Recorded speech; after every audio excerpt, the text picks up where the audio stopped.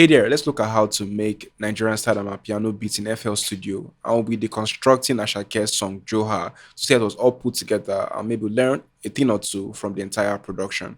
If you know what to do, hit the subscribe button down below and let's get started. You should also know that this project file is available for free to download from the link in the description below. You can get other project file from songs that I've previously made remakes for. Alright, just click the link in the description below to access the remake. It's free. Just download it if you're using FL Studio, right? And please check the description on the page for the plugins you may need to open it properly and the version of FL Studio you need to open it properly, alright? Now, let's listen to the production and see how it sounds.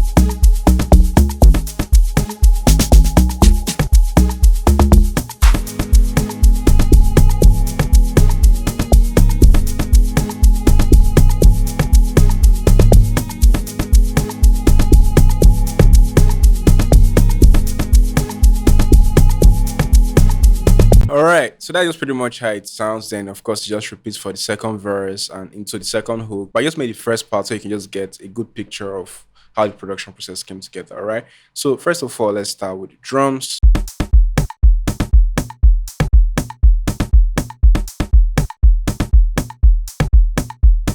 So this is the kick, a percussion, some rim shots, a percussion, a wooden percussion, some more percussions as well. It's just layered with a lot of percussions, right?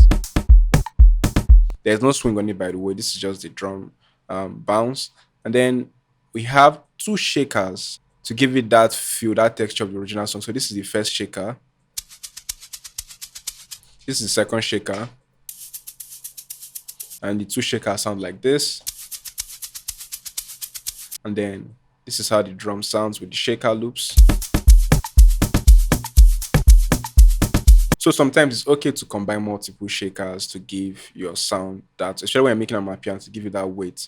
If you can find one good shaker, maybe just combine one or two more shakers and it's going to give you that weight. But be careful, they have to kind of sync and feel good together, right? So right here we have the chords, and the chords was played with one of my favorite electric piano plugins at the moment, the Stage 73 piano from Arturia, which is the Dark Funkies preset.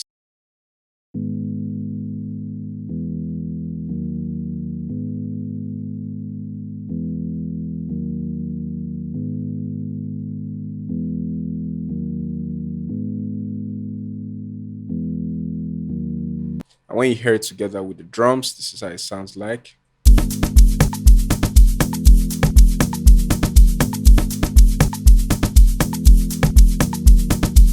In the intro of the song, there's this background synth ambient melody that just plays. So for that, I use an analog lab, and this was the presets I used, the 80 pad presets, right? I know also is of course I use some processing to make it sound the way it's sounding, right? So I use an EQ to cut out some of the high end and some reverb to give it that ambience. So this is how it sounds without the effects. Then with effects,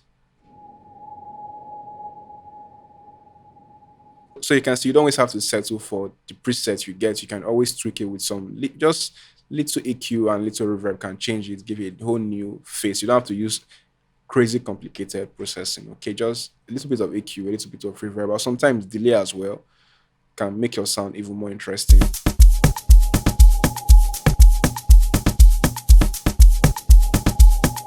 and it's just following the root key of the song. So right here we have another synth that comes in.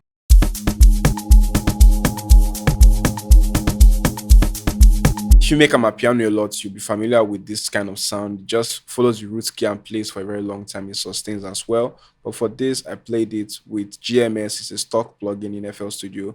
And this was the preset I used, smooth and warm presets. That is smooth and warm TE, right? And this was just did a little bit of low end chords. I didn't want all that low end coming in.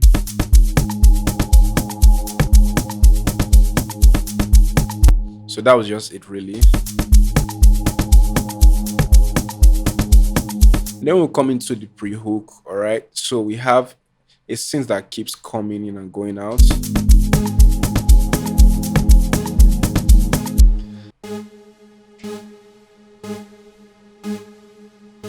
It's just the root key, but played in different octaves, right? This is the root key. This is also the root key, just layered in different octaves. So sometimes, especially when you're making single plug melodies like this, sometimes try to layer it in different octaves.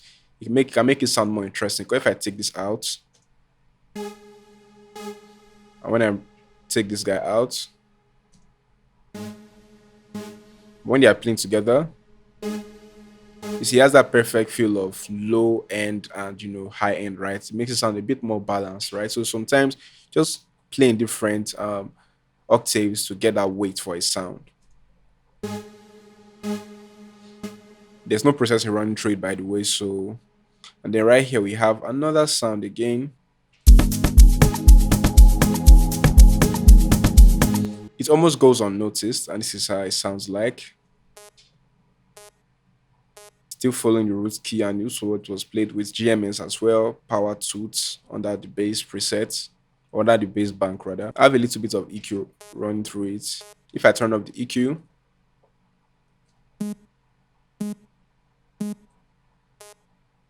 so you can see the difference, right? So you may get a sound that sounds good, but do not allow maybe a few things that are just off about it turn you off. You can just maybe, if it has too much bass, just EQ it out. If it's too dry, add some reverb, right? If maybe you need to have more sustain, maybe add some reverb and delay. Just try to find a way to make it work. If it doesn't sound heavy enough, maybe play it on 2 different octaves. And then right here we have the pads, which gives it that weight.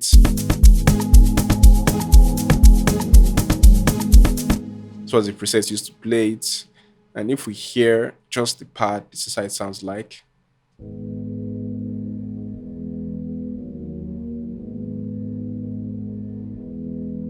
It just follows the exact chord progression, no changes really. And of course, it was processed. Still EQ. If I turn up the EQ,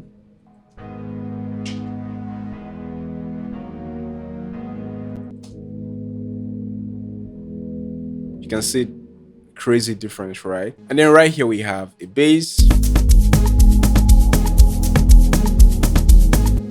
And the bass was played with Skog Treating Extreme, and preset used was the Wicked Sign bass. So if you listen to the bass side, it sounds like following just the root key of the chords.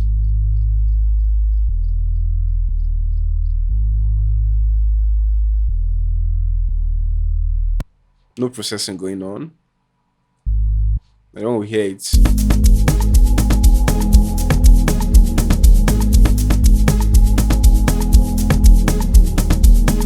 So let's come to the log drum, which is one of the most interesting parts of the song.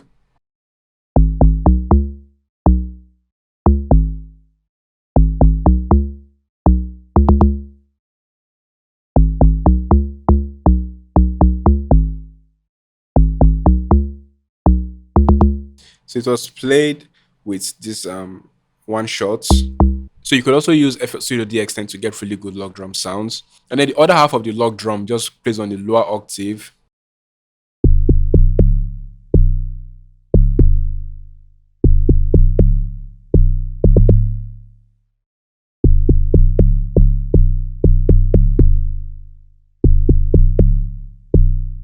It plays the exact same thing, but just on the lower octave. So when you hear it in production, this is how it sounds like.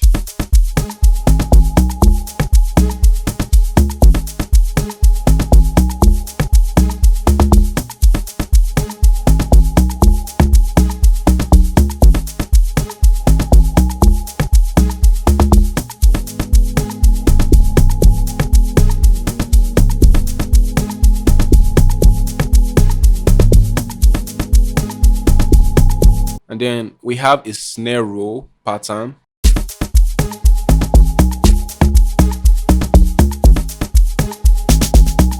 So let's look at what happened right here. Let's solo it.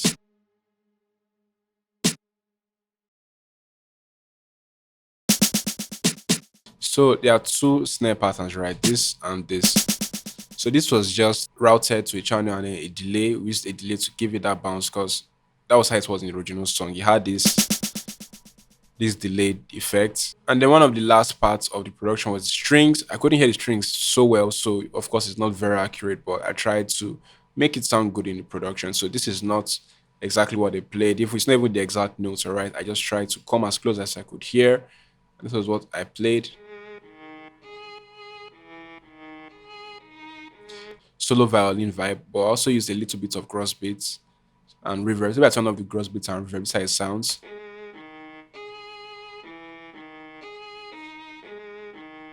So when I turn on the cross beats, this preset sidechain B.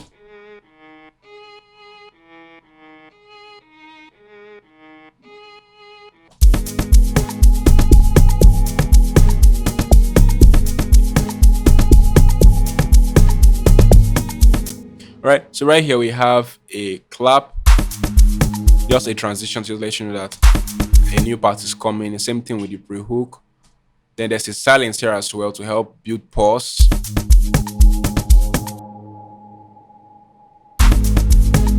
So this silence here just make the next incoming part of the song sound a lot more impactful, gives it that much more weight.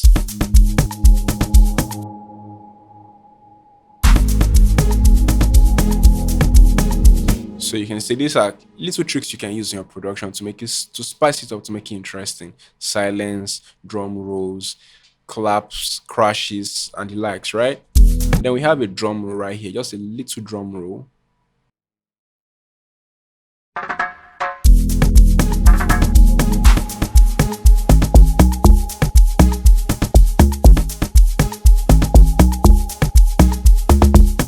So that's just pretty much the elements that made up this production. If you can get this project file, it's surely going to help you understand it much more, so you can see for yourself the notes that were played, how it was played, and you can learn a thing or two, maybe from the chords or the arrangement itself, or just even the drums as well. I hope you do find this helpful, and if you did, please leave me with a thumbs up so other people can easily find this video and learn as well. All right. I remain Sir Classy. This is SC Tuts. Hit the subscribe button for more tips, tricks. Cheers.